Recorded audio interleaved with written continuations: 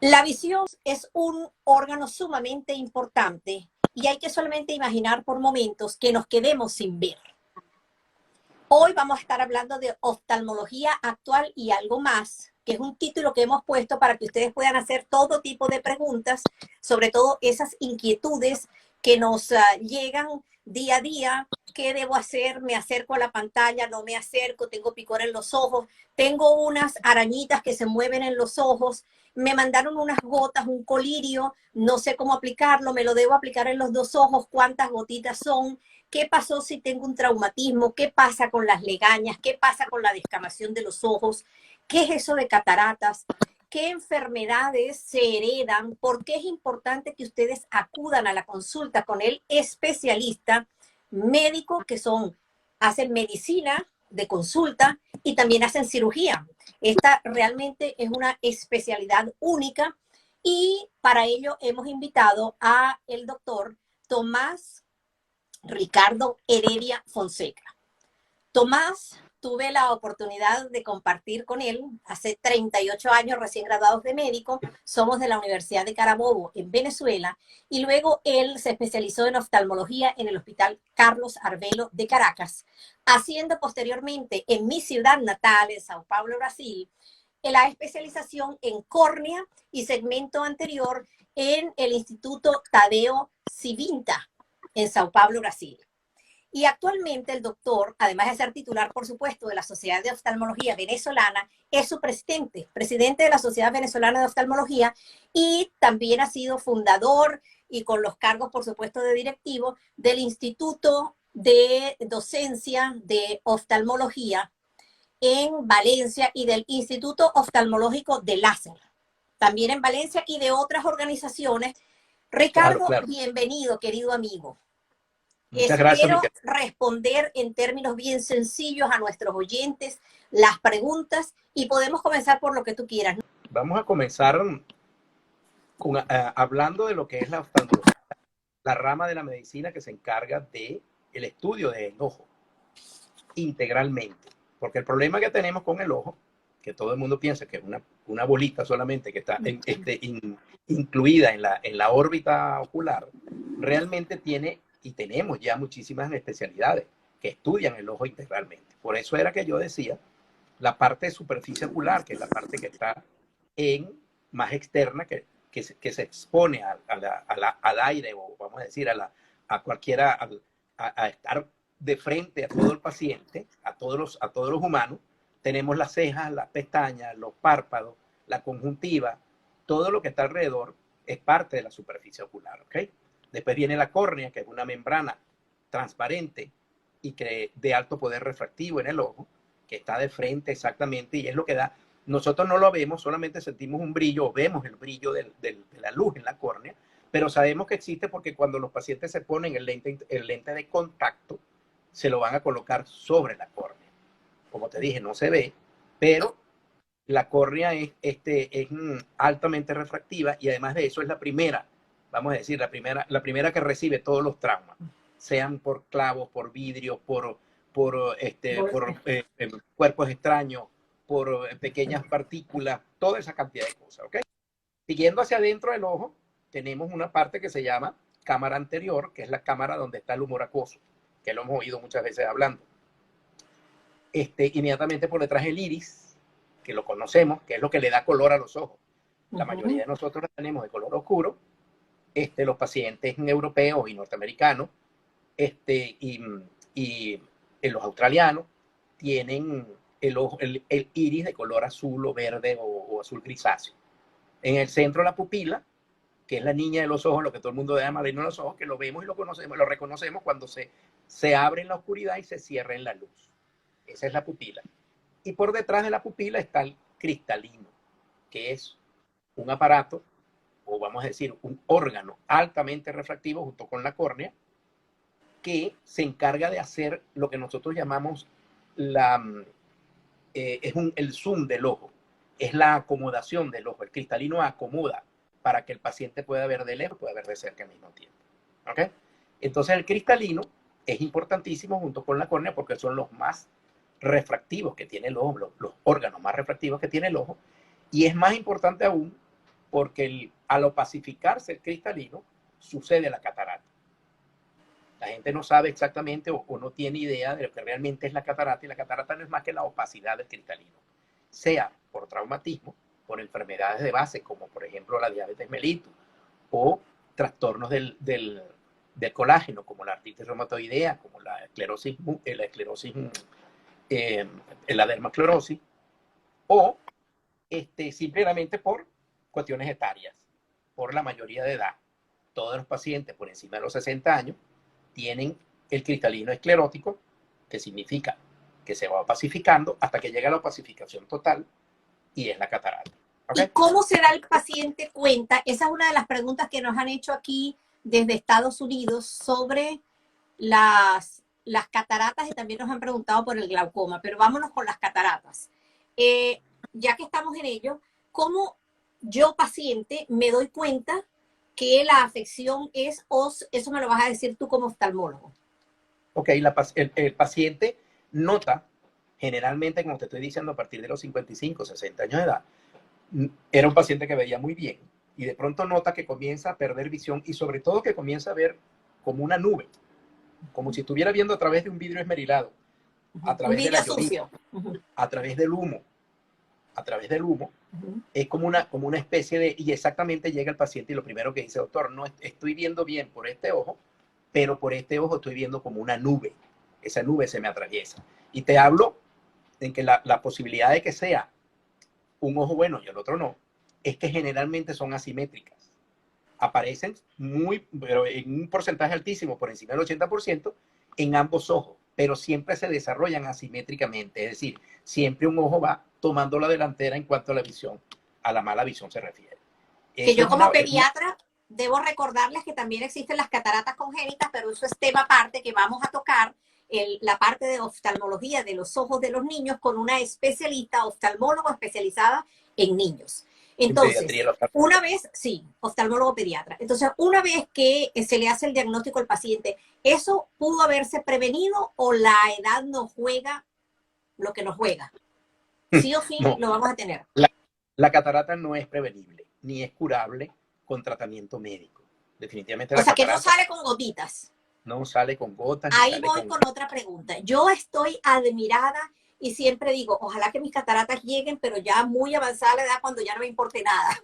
Porque yo de imaginarme que ustedes colocan una lente o lentilla, ¿sí?, que es una prótesis. Ahora lo están haciendo, entiendo que ese es uno de los avances que quiero que expliques a grosso modo a nuestros pacientes de una manera muy sencilla. Colocar un lente que mide unos 13, 14 milímetros. ¿Sí? Así es. Ajá, y por 6, a través de una hendidura de 2 milímetros, que si uno coge la regla, el centímetro, el metro, y mira 2 milímetros, introducirlo por allí, y entiendo que ahora lo están haciendo y no cogen los puntos, ya no suturan. No. Eso es una maravilla, yo me quedo impresionada y me da temor. Espero que mis cataratas no lleguen tan pronto. La cirugía, realmente la cirugía de catarata ha avanzado enormemente, ha evolucionado de una manera pero increíble en los últimos 25, 30 años. ¿Okay? Antes se tenía que cortar, como tú mismo dices, se tenía que hacer una herida, una incisión muy grande, más o menos entre 7 y 8 milímetros, se levantaba la córnea, se extraía en todo el cristalino, es decir, todo el cristalino se extraía y se limpiaba, y después se ponía un lente intraocular rígido, como tú lo dices. Esa lentilla de 3 siempre ha sido más o menos eso, porque ese es el espacio del saco capsular donde cabe el lente intraocular. Más o menos han sido entre 13 y 15 milímetros el tamaño del lente intraocular como tal. Solo que tiene 2 asas o 2 paticas, como los llamamos, que son los que van a hacer el sostén de esa lentilla, de ese lente intraocular. Hoy en día realmente tenemos una técnica que es maravillosa, que se llama facoemulsificación, y es que un aparato introducido por un pequeño orificio, o un puerto principal de entre 1.8 y 2.2 milímetros, varía dependiendo del tamaño de la sonda del facoemulsificador. Uno introduce ese aparato dentro del ojo, destruye la catarata dentro del ojo con ondas sónicas, y al mismo tiempo la absorbe por otras mangueritas que tiene el mismo aparato. Con la misma sondita hace todo eso. Limpias y introduces el lente intraocular inyectado. Imagínate sea, tú. inyectas, ya muchas veces lo tienes que colocar tú o ya los lentes vienen precargados en unos inyectores y uno lo que hace es inyectarlo por ese mismo orificio. Tienes un inyector especial, introduces y colocas, sustituye el núcleo del cristalino que estaba cataratoso por este lente intraocular. Se devuelve la visión De inmediatamente, es verdad que excelente.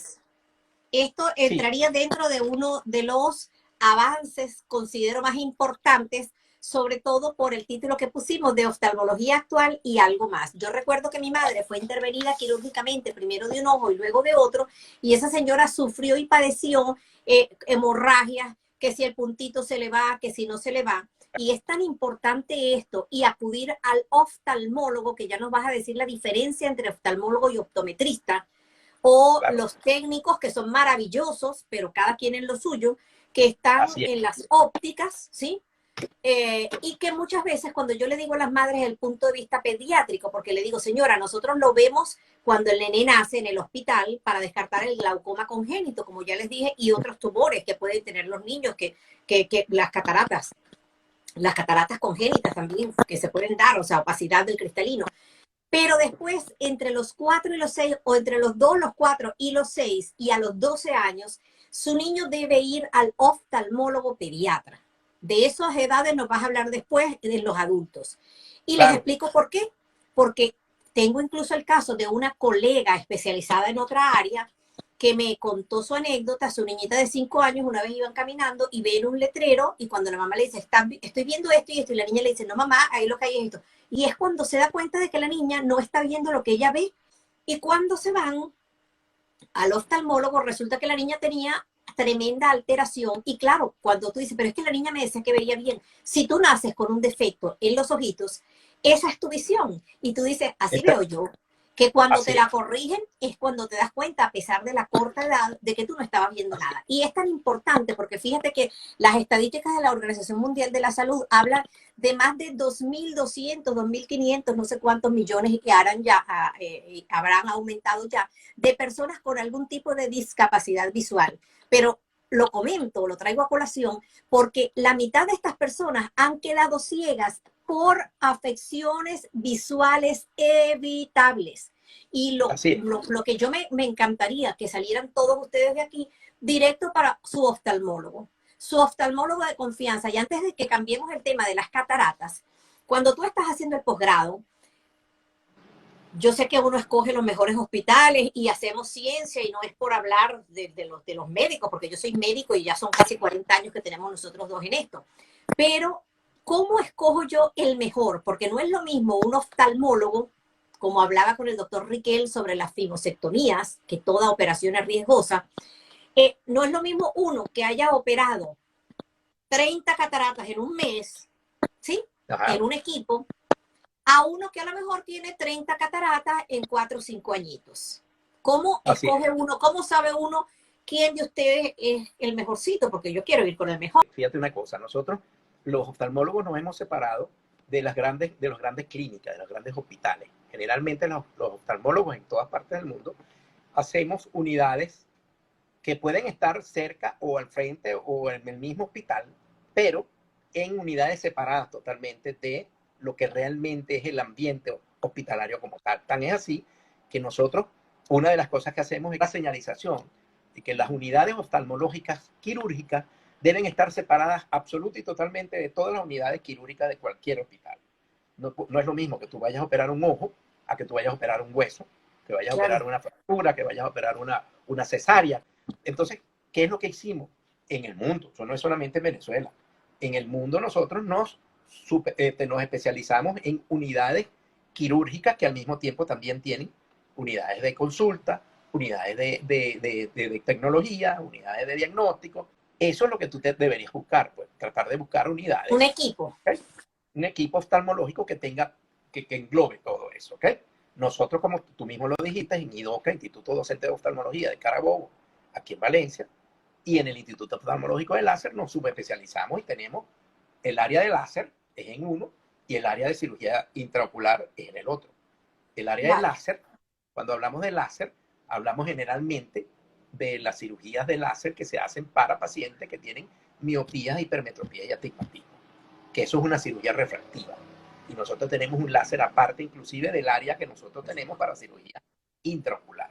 El Instituto Oftalmológico por lo menos en el caso mío, que te llega indefectiblemente de los 40 a los 45 a la mayoría, porque la gente te dice, no, come zanahoria, que ahí vamos a entrar ahora en los mitos también, come zanahoria que vas a ver que la visión, y ya sabemos que eso está desmitificado, ok.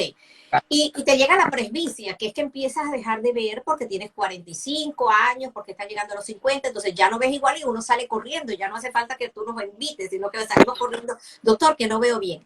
En el caso en que tú tienes presbicia y ya estás empezando a no ver tan bien de lejos, sobre todo los que conducimos, ¿eso se puede resolver con láser? No. Después de los 40 años, el láser no se debe utilizar para la cirugía de refractivas. Así se llaman las cirugías que corrigen los defectos refractivos, valga la redundancia, que son la hipermetropía, la presbicia, perdón, la hipermetropía, la miopía, el astigmatismo. ¿El ver de lejos o ver de cerca? Para quienes no son médicos. La miopía es para ver de lejos, el paciente no ve bien de lejos, ve bastante bien de cerca. La hipermetropía, dependiendo de la cantidad que tengas, ve el paciente bien de lejos, pero confunde las cosas de cerca o simplemente no ve de las dos, ni cerca ni lejos. Y en esos casos, ¿qué es lo mejor? ¿Los lentecitos o las lentillas? Generalmente son los lentes convencionales o los lentes de contacto. Sin embargo, a partir de los 40 años, ya existe lo que nosotros llamamos hoy la cirugía facorefractiva, que es efectivamente con el mismo aparatico que estamos hablando de extraer la catarata, extraemos el cristalino transparente y sustituimos el cristalino transparente por un lente trifocal o un lente de visión extendida que están últimamente en boga, que le da al paciente una bastante buena visión lejana, una buena visión intermedia y una buena visión cercana, porque el problema de hoy en día es tratar de conseguir no solo la visión cercana, sino la visión intermedia. Esta visión que estoy teniendo contigo, que tú estás teniendo, la visión de la pantalla de televisión, perdón, la pantalla de la computadora, la visión del teléfono. Es una maravilla estas lentes. Tú no te lo acercas así, bueno, porque los lentes externos son lentes. Son transition. Pero tú puedes sustituir los lentes extraoculares, o sea, los lentes convencionales o los lentes de contacto, por estos lentes intraoculares en pacientes que no tienen catarata. Simplemente se le extrae el cristalino, claro, o que no tiene ningún tipo de opacidad, y se le pone un lente intraocular, como te dije, multifocal, trifocal o de visión extendida. Y ya estás corrigiendo también o previniendo, porque igualito eso se podía haber opacidad después. Ajá, pero una pregunta. Esto no avanza porque yo cada cierto tiempo, no tan cerca, pero cada cierto tiempo tengo que ir y me aumentan un poquitico porque ya el lente no me permite ver tan nítidamente de lejos. Y claro, son muy costosos porque ya no son bifocales, sino que son esos que tienen visión panorámica y amplia y son costosos. Claro, multifocal progresivo. ¿Cuál es el problema? Que el paciente, si tiene un defecto, sea miopía o sea hipermetropía, el cristalino no le está sirviendo ya.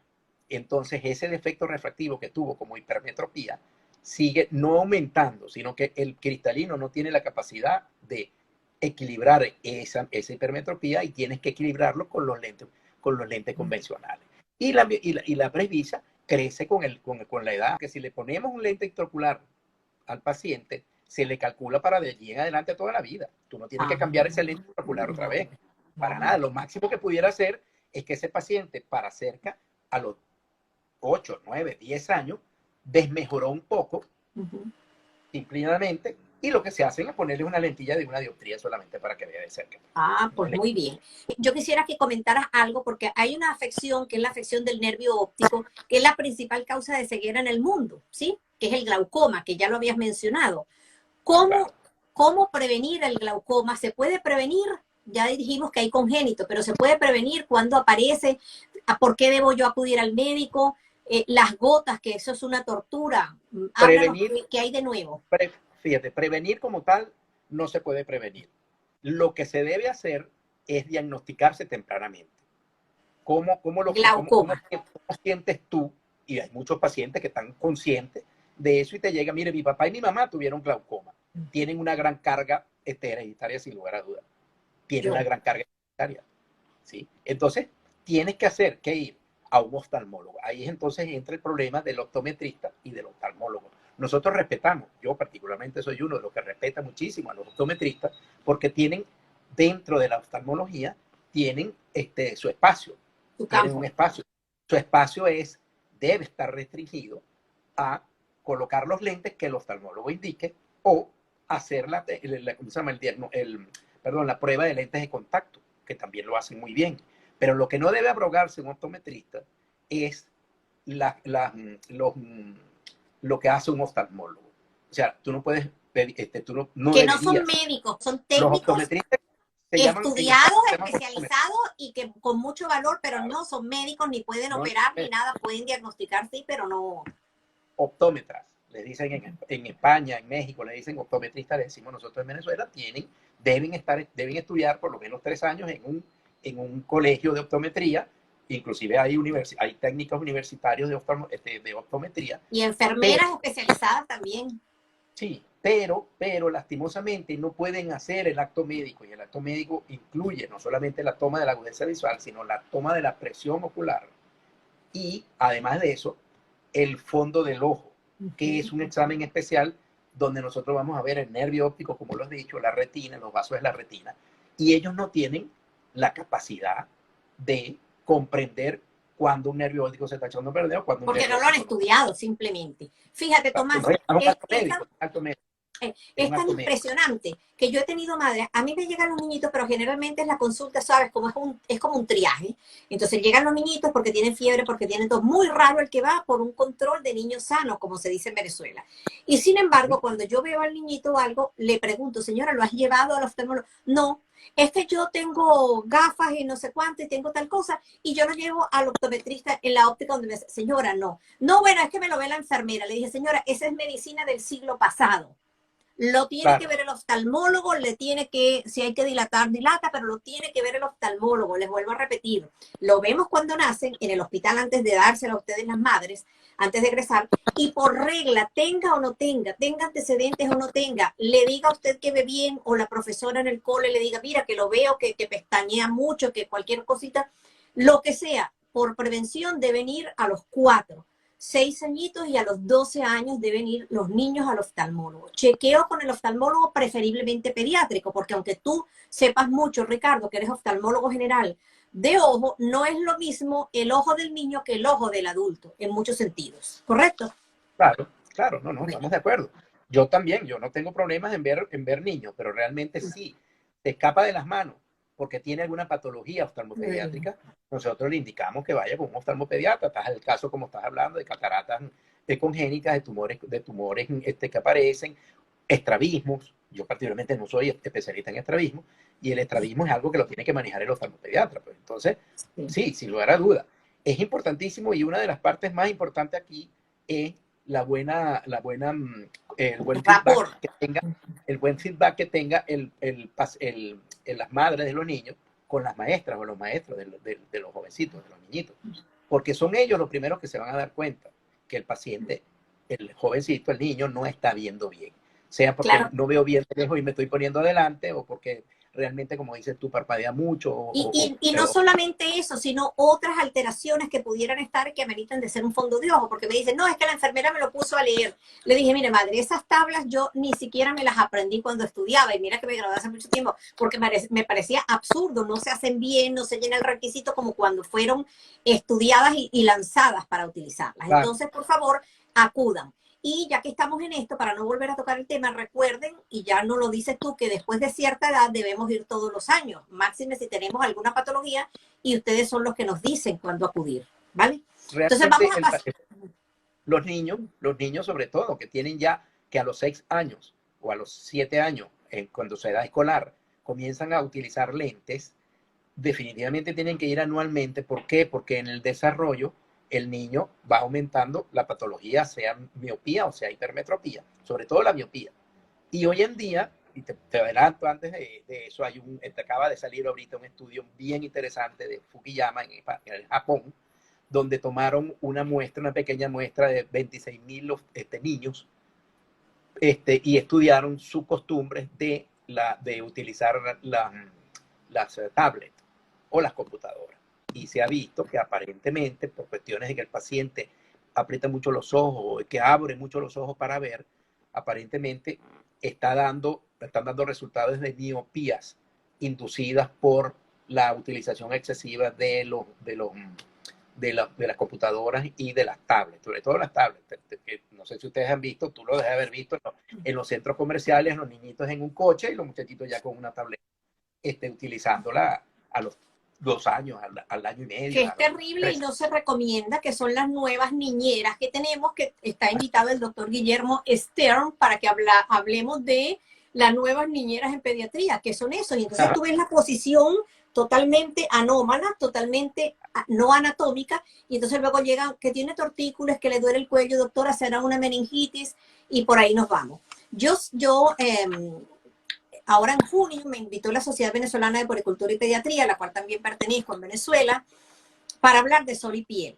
Y sí que es verdad que esas pantallas tienen esa fulana luz azul que, sobre todo en las pacientes que tienen melasma, es decir, esa hiperpigmentación a nivel facial, pues las empeora, y por eso les recomendamos que utilicen el protector solar, claro, que cubra incluso, algunos protectores ya vienen con esas especificaciones para la A, la B y todas las demás, que se mantengan siempre con el protector solar puesto. Y sí es verdad lo que dices tú, porque vamos a hablar de una vez de ese ojo seco. Si yo no parpadeo las 20, no sé cuántas, 25 veces que uno parpadea sin darse cuenta, por minuto, entiendo, si no lo hago porque yo estoy enfocada mirándote, ¿sí? Entonces parpadeo un poquito, es cuando uno siente, porque a mí me ha pasado como que tienes arena en los ojitos, como que te pican los ojos y a veces no enfocas bien a pesar de las gafas. Yo voy y las lavo y digo, jolines, pero es que tengo aquí 5 horas pegadas, y entonces uno debe pararse a hacer los ejercicios visuales. Cuéntanos, la recomendación al respecto. Sin lugar a dudas, una de las cosas que más nos... Y ahorita vamos a comenzar a hablar entonces de la superficie ocular. En la superficie ocular, como ya les dije, están implícitas las partes del ojo que están externas, que son las cejas, los párpados, las pestañas, el borde margen de los párpados, la conjuntiva, que es la parte rosadita, si abrimos así el ojo, la parte rosada que tenemos entre el ojo, y se está incluyendo como parte de la superficie ocular la córnea, que ya les dije, ¿ok? ¿Por qué se incluye la córnea? Porque cuando hay un trastorno lagrimal, donde hay problemas de la lágrima, sea por diferentes cosas. La lágrima tiene 3 componentes, un componente acuoso, un componente lipídico o grasoso y un componente mucinoso o de moco, ¿ok? Dependiendo del que falte, la lágrima va a tener trastorno.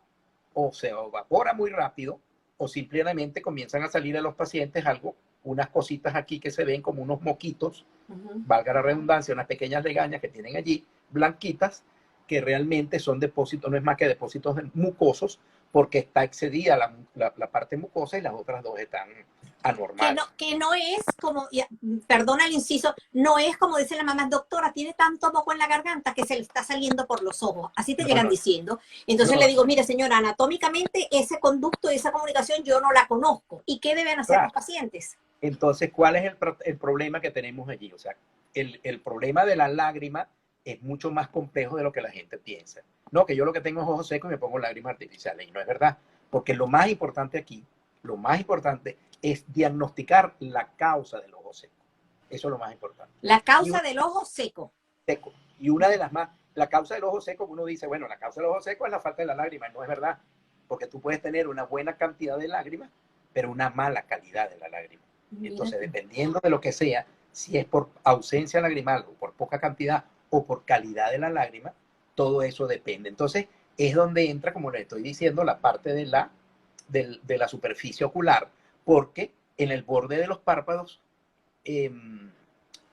desembocan unas glándulas que son importantísimas, se llaman glándulas de meibomio, y esas glándulas de meibomio producen la grasa o el aceite que nosotros necesitamos para que la lágrima se quede pegada en la córnea. Todo el trastorno del paciente que parpadea, que siente araña, que siente arañazo, que siente arena, es en la córnea. El problema es la córnea. El 89, 90% del síntoma del paciente del ojo seco es en la córnea. ¿Por qué? Porque la córnea se seca, se deseca, se reseca. ¿Y por qué se reseca? Bueno, una de las causas más importantes es esa. Las glándulas de meibomio no están produciendo ese aceite, sino que están infectadas y la lágrima no se pega a la córnea y no se queda adosada a la córnea. Entonces tú ves un paciente que constantemente está parpadeando para tratar de lubricar. Tenemos que tratar esa meibomitis o esa blefaritis, que ya hablaste tú de la inflamación del borde de los párpados, para que podamos tener una calidad lagrimal buena. Entonces, Fíjate no solamente que en pediatría vemos muchos niños con esa descamación y yo tuve un caso de una niñita que me consultó por una dermatitis perioral.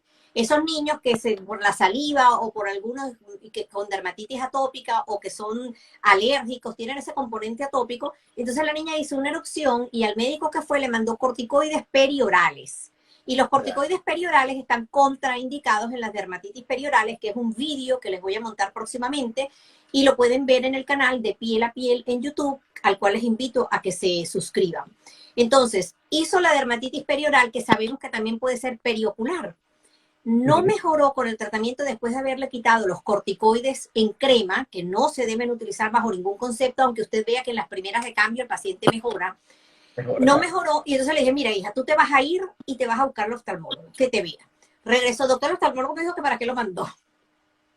Le dije, búsquese al especialista pediátrico, búsquese otro oftalmólogo pediatra y fue a otro. Y le dije, y le pinté un Demodex folliculorum. Y le dije, mire, este animalito que está aquí, esto es un parásito que vive en la nariz, en las fosas nasales, no, en los poros, en los pelitos, en los folículos de aquí de la nariz, en las zonas muy grasosas. Y a veces invade y es el que nos ayuda y háblanos un poquitico del tratamiento, así a grosso modo, del tratamiento de los... Sí, del Demodex, pero como inductor del orzuelo o del chaláceo.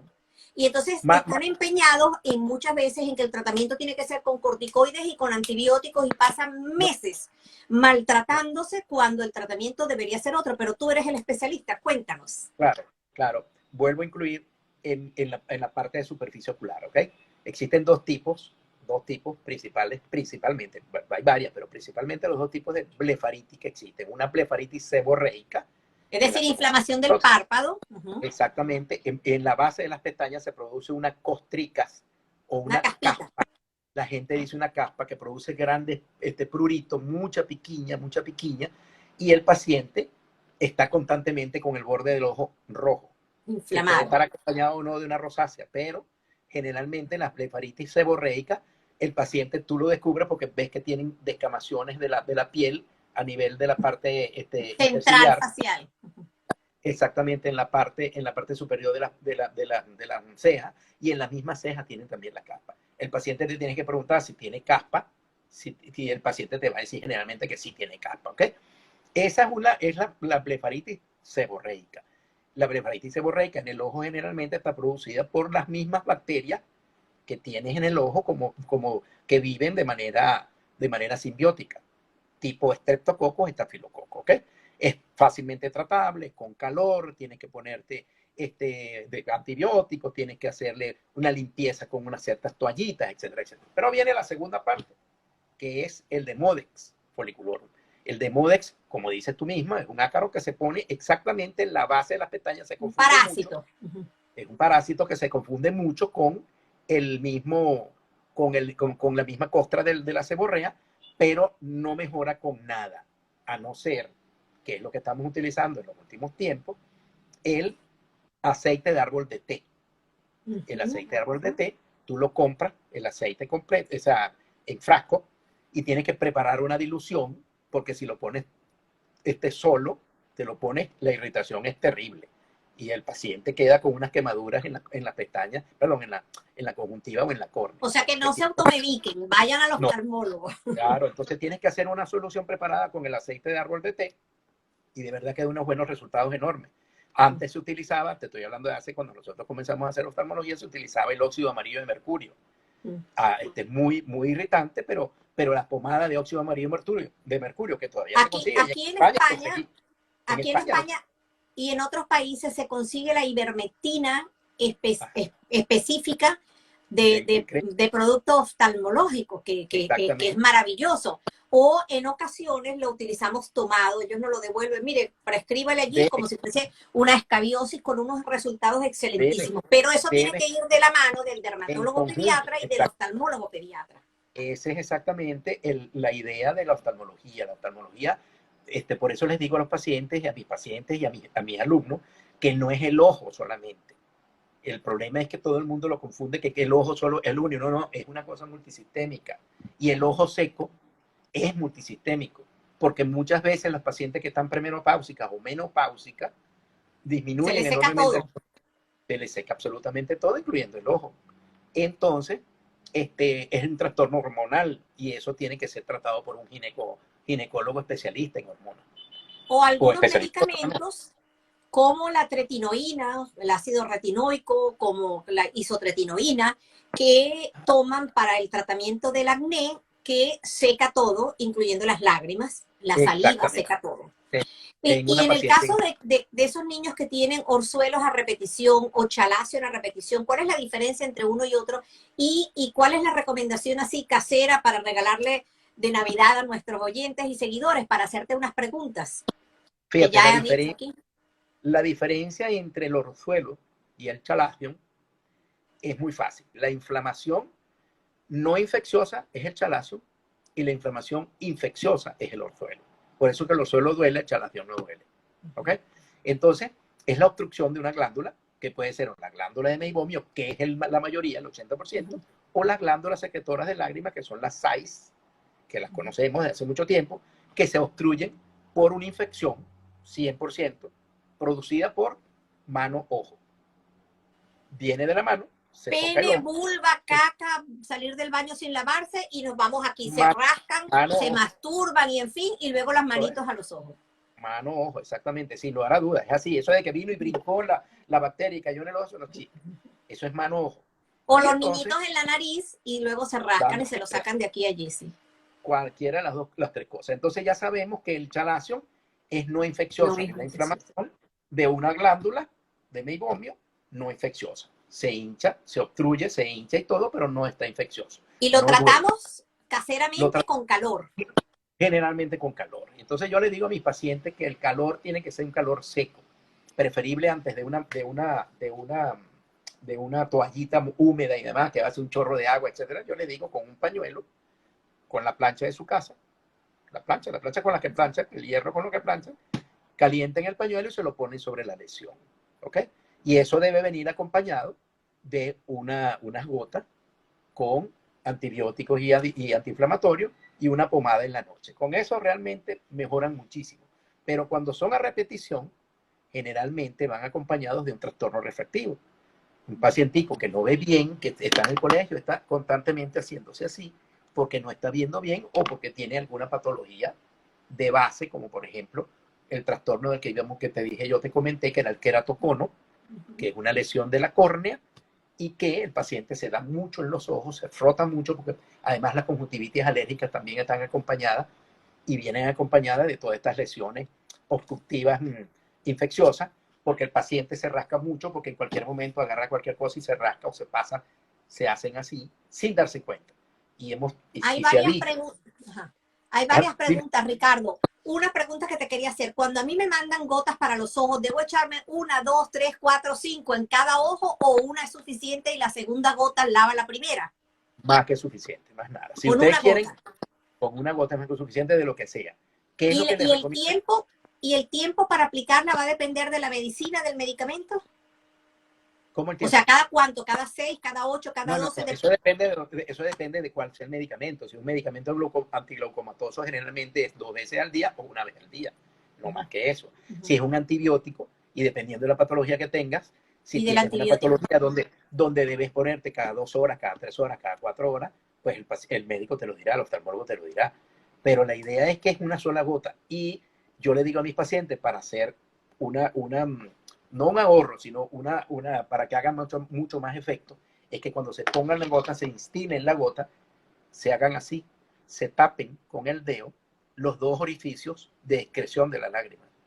De manera que entonces le den al paciente durante 2 minutos la posibilidad de que la molécula principal de la gota pueda penetrar en el ojo, si estamos hablando de una patología donde necesitamos que penetre, tipo glaucoma, tipo una inflamación intraocular, uveitis, etcétera, etcétera. ¿Okay? Y algo que leí yo en relación a las conjuntivitis bacterianas, porque todas las conjuntivitis no son bacterianas, de aplicar, si era un ojito enfermo, igualito tratar ambos ojos.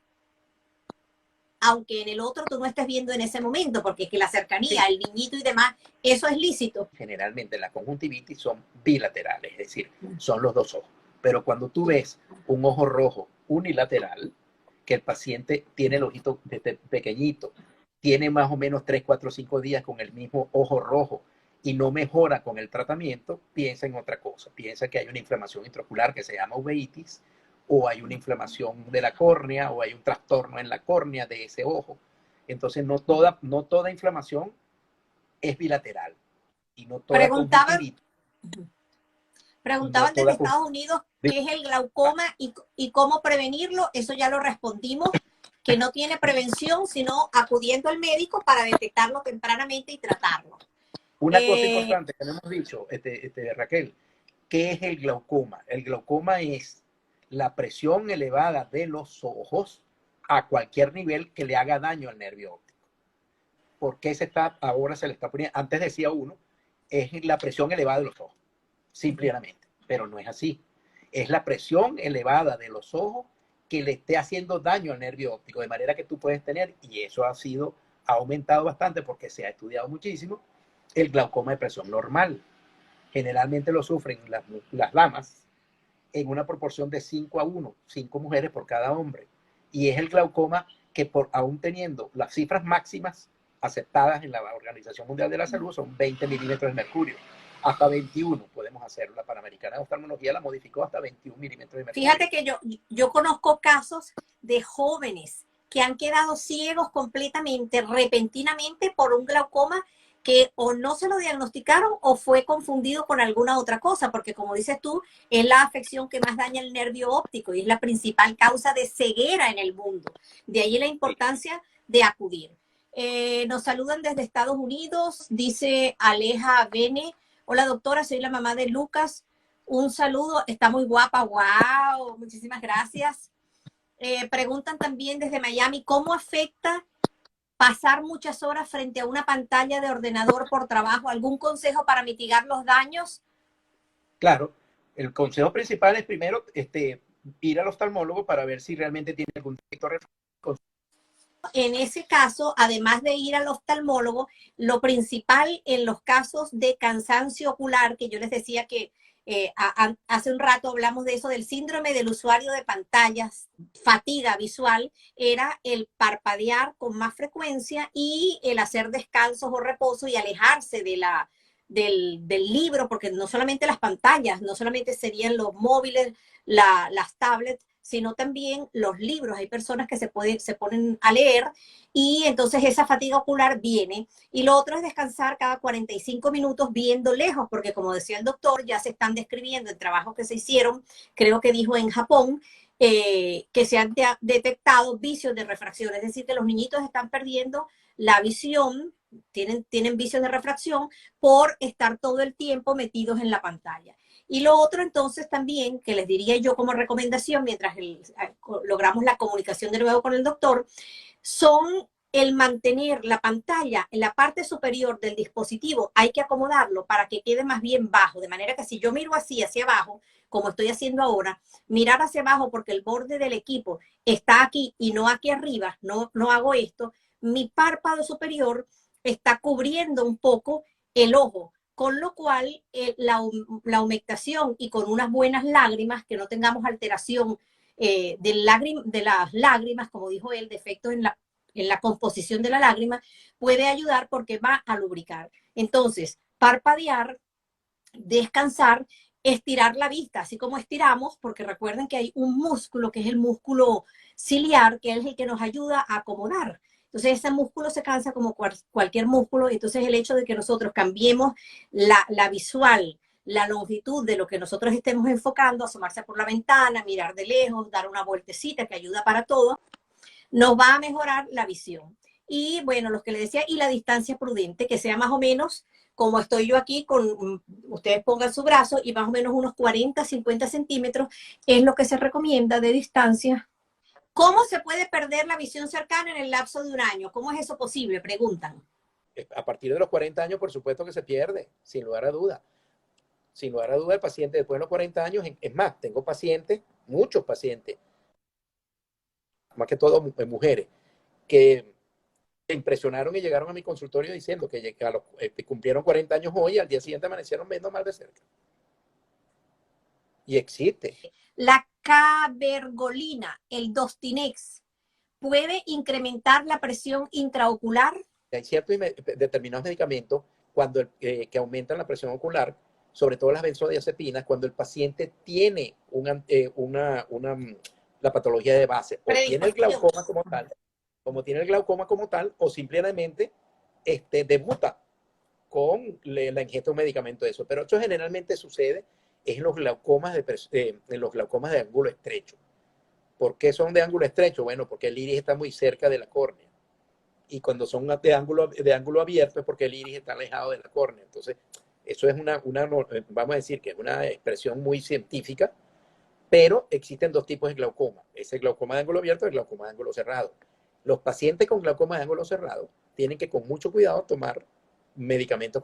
Y la recomendación para un paciente que esté tomando, como menciona aquí, cabergolina o Dostinex, ¿qué debe hacer? ¿Debe ir a control periódico con el oftalmólogo? Necesariamente tiene que el medicamento como tal producir un aumento de la presión. Los que generalmente sí producen en un 100% aumento de la presión son los esteroides, sean de manera tópica o de manera tomada oral. ¿Local? Casi en un 100% los esteroides tomados en largo plazo pueden aumentar la presión ocular o producir catarata. Pero eso es una cosa que a veces... Y es importante que lo menciones porque los que son en aerosoles, que ponen la mascarilla y que siempre, como tienen un vídeo en el canal de YouTube de Piel a Piel, tienen un vídeo donde la doctora neumólogo hablaba sobre la utilidad o la utilización de todos con mascarilla. Y luego entonces hay que lavarse porque también la mascarilla a veces no está pegada completamente y puede ascender el corticoide a los ojos. Preguntan también qué efectos secundarios pueden tener las gotas para tratar el glaucoma. Habíamos dicho que quien tenga madre, padre, antecedentes de glaucoma, tiene que tener las antenas así y asistir porque es más probable que pueda ser también susceptible de padecer glaucoma. Pero ¿qué efecto tienen las gotas? Hay algunas gotas de glaucoma, algunos medicamentos que son tópicos de glaucoma, que pueden producir ojos secos, pueden producir cambios en los colores de las pestañas o del borde de los párpados. Algunos medicamentos. Esos ya han ido poco a poco desapareciendo y se han cambiado por otros, pues, ¿ok? Pero principalmente lo que producen es el ojo seco. Resecan bastante los ojos, sobre todo los análogos de la prostaglandina, y producen ojo seco. Entonces, bueno, yo les digo a mis pacientes, por ejemplo, mis pacientes que tienen glaucoma, que tienen ese trastorno, yo les indico un gel de hidroxipropimetilcelulosa que en Estados Unidos y en España existen. Existe el Systane, existe el Gentil, existe el Acrilar, una cantidad de gel de lágrimas artificiales, y yo le digo a mi paciente, colóquese una gotica 2 minutos antes de ponerse la gota, una gota solamente del gel, parpadee varias veces, relégueselo y después se pone la gota del glaucoma. Y de verdad que les ha ido muy bien, muy bien. Pregunta Héctor, ¿cómo hace para colocar lente intraocular en pacientes de 55 años sin catarata? Eso lo explicamos inicialmente, ¿verdad? Claro, es la cirugía facorrefractiva. Esos pacientes que tienen diabetes mellitus, que antes era la retinopatía diabética por doquier, ya no, ya se nota que ustedes han hecho un trabajo excelente. Los pacientes que tienen hipertensión arterial, esos pacientes que tienen infecciones recurrentes, los que tienen psoriasis, los que tienen dermatitis atópica, los pacientes que toman medicación, algún medicamento para otra cosa, ¿qué recomendación le damos de cuidados y prevención para evitar daño en sus ojitos? La principal recomendación es asistir al oftalmólogo, sobre todo los que tienen trastornos en la parte anterior, lo que nosotros llamamos el segmento anterior, ¿ok? Y de superficie ocular.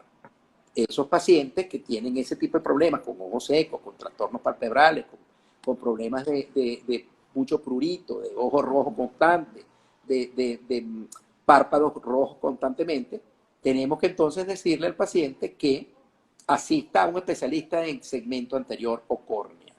Y el paciente diabético es importantísimo, pero importantísimo que por lo menos 1 o 2 veces al año debe ser evaluado por un retinólogo. Porque a pesar de que hemos trabajado y todo lo que tú quieras, la diabetes sigue haciendo estragos en el mundo y El primer estrago es que visible, por eso es la gran ventaja del ojo, del oftalmólogo, del fondo de ojo, en la lesión visible, o sea, vamos a decir, las lesiones que son posibles ver en el ojo, en la retina, vamos a decir que se pueden traspolar a todos, absolutamente todos los órganos blancos. ¿Qué significa? Que si nosotros vemos adentro del ojo las arterias con hemorragia, con adelgazamiento, con membranas gliales horribles y demás, así va a estar el cerebro, así va a estar el riñón, así va a estar el hígado, porque la lesión que tiene la retina es transpolable a todos los órganos blancos que tenemos en el cuerpo. De manera que el paciente que tiene una retinopatía diabética proliferativa grave, así está en todos los demás órganos. Y quiero que se lleven eso en la cabeza, que los órganos blancos principales del ojo, perdón, del cuerpo humano son el cerebro, el hígado, los riñones y el corazón. De manera que entonces, si nosotros vemos lesiones en la retina del ojo, seguro tienen lesiones, pero como no las podemos ver en el cerebro, como ves tú las lesiones, a no sé que le haga una resonancia magnética al paciente. En el corazón, claro, en los pero riñones. a través de la vista sí, entonces la recomendación es acuda. Cuando pequeñitos ya hablamos de las edades y de adultos tenemos que ir por lo menos una vez. Y ya dijo el doctor que si usted es diabético debe ir por lo menos 2 veces al año. Dice, ¿a qué se debe que las esquinas laterales, solo visible al mirar a los lados de los 2 ojos, estén rojos por varios días? Solo visibles. Te lo leo. Bueno. Lo puedes leer tú mismo. Dice, ¿a qué se debe que las esquinas laterales, solo visible al mirar a los lados? O sea, cuando miras para los lados. Entonces debe ser el ángulo interno. De los 2 ojos estén rojas por varios días. Generalmente, esas pequeñas, nosotros tenemos, o los pacientes, muchos de los pacientes desarrollan lo que nosotros llamamos un pterigión. Las carnosidades se llaman pterigiones o pingüéculas. Pterigiones cuando llega a la córnea, pingüéculas cuando son pequeñitas y son exactamente un motivo de inflamación constante en el ojo. Y uno de los principales factores que la inducen es la radiación ultravioleta, exposición excesiva al sol. Bueno, realmente es una de las causas, es una hipertrofia de la conjuntiva. Y al tener de ojitos rojos ahí constantes, ¿okay?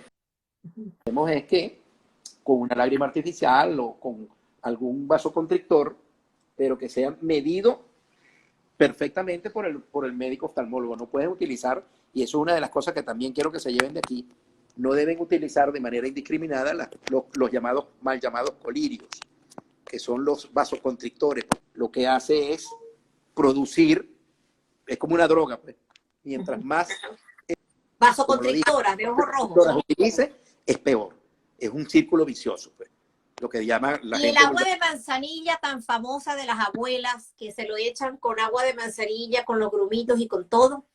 No debe utilizarse, de verdad que no. Porque el problema de la manzanilla es que es una especie vegetal.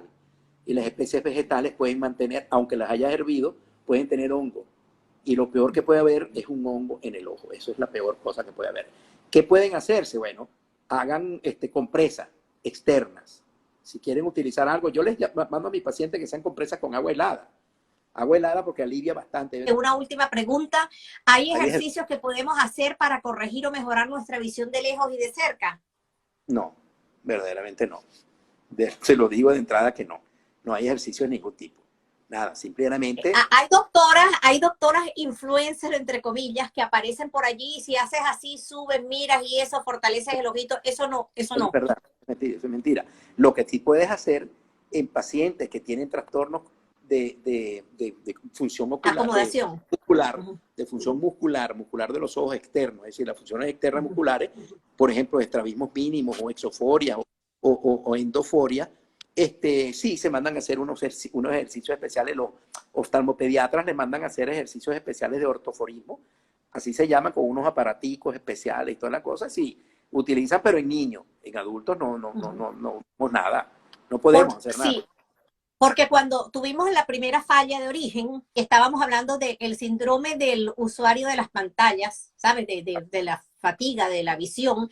Yo les recomendaba primero que parpadearan mucho, les recomendaba lo del borde, que fue cuando te uniste tú, lo de la distancia prudente, y el aislamiento muscular de los ojos, refiriéndome al músculo ciliar, que Ajá. si estoy todo el tiempo yo aquí pegada, mirando, sin parpadear y sin nada, pues también se agota como cualquier músculo del cuerpo, fue lo que yo les dije. Entonces, el hecho de mirar a la lejanía ayuda y descansa. A eso Bueno, me referí yo en ese momento. el paciente que está utilizando la computadora y el teléfono con mucha frecuencia, lo que nosotros le decimos es que haga un break. Ese break a las 2 o 3 horas de estar utilizando la computadora, porque pacientes que se fajan 10 horas y ahora después de la pandemia, que el trabajo fue en casa, entonces es peor, porque entonces en las oficinas podías ir a tomar café, podías hacer un descanso y demás, pero en tu casa no lo haces, sino al contrario, te fajas 10 horas consecutivas y no debe ser así. La idea es descansar un poco cualquier músculo, como tú estás Claro, diciendo. como cualquier músculo, tienes que dar una vueltecita para relajar todo, una incluso la vuelta, cierra, posición. vas a tomar café en tu casa, a tomar agua. Ese ejercicio, vamos a decir, ese dar de ver la pantalla, pues simplemente La acomodación. te ayuda a acomodar la calidad visual. Pues, ¿okay? ¿Y los suplementos con vitaminas son recomendables para la visión? Bueno, fíjense una cosa que estuvo en boga durante la década de los 90 y parte de los 2000. Estuvo en boga varios productos. Aquí en Venezuela se vendieron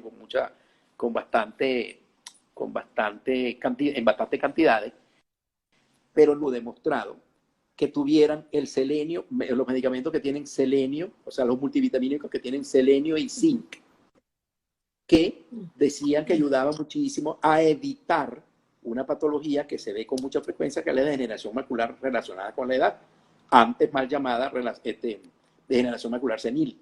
Ya no se llama así, ya no es senil, sino relacionada con la edad. Entonces, no hay estudios verdaderamente a larga data que certifiquen que es verdad, pero tampoco es que es mentira. De manera que yo le digo, bueno, si te dicen que es verdad, si no te dicen que es verdad, pero dicen que es mentira, pues bueno, se pueden utilizar. Todos esos multivitamínicos que contienen selenio y zinc, se ha visto o se decía que daban muy buenos resultados para pacientes con unas degeneraciones maculares iniciales o simplemente, los pacientes mayores después de los 65 años empezaban a tomarla. Pues, una cápsula diaria, los frascos traen 30, hay varios nombres comerciales. Hay multivitamínicos, hay muchos medicamentos Ahora que sí, contienen selenio y zinc. Entonces, bueno. que sirve para todo. Una buena alimentación, evitar el humo del tabaco, Sí. utilizar unas buenas gafas de sol. Dice, ¿qué opina del Cebrolux 800? Contiene vitamina A, B6. ¿Puede ayudar al nervio óptico? No ayuda a nadie. Al nervio óptico lo ayudamos nosotros, haciéndonos un chequeo de glaucoma para que no tengamos glaucoma. Y sobre más tiene unas presiones normalmente que están en el borderline 18, 19 o 20 milímetros de mercurio, le manda a hacer estos 3 exámenes. La otra es la paquimetría, que es el espesor de la córnea, exámenes con el estudio de nervio óptico clínico por parte del oftalmólogo y con la presión ocular, nosotros tenemos un estudio de glaucoma. Nada más que despedirme de ti y de todos ustedes, agradecerles que nos hayan acompañado y desearles que Dios los bendiga. ¿Dónde te pueden encontrar? En la Torre D del Centro Médico Guerra Méndez, trabajo en el Instituto Oftalmológico de Láser y trabajo en el Instituto Docente de Oftalmología, y ustedes vieron allí cuál es mi Instagram, que es @TomásRicardoHeredia. Mi teléfono también lo tienen en el mismo Instagram, 0414-416-0505. Cualquier duda que tengan, estoy completamente a la orden. Raquel, Te aseguro que me vas a ver pronto, ¿oíste? Muchísimas gracias por la invitación, de verdad que estuvo bien dinámico y bien, creo que abarcamos bastante de la oftalmología. Sí. Y te felicito por este cargo que tienes en la Sociedad de Oftalmología Venezolana. Muchas de verdad gracias. Que felicitaciones y eres un hombre exitoso.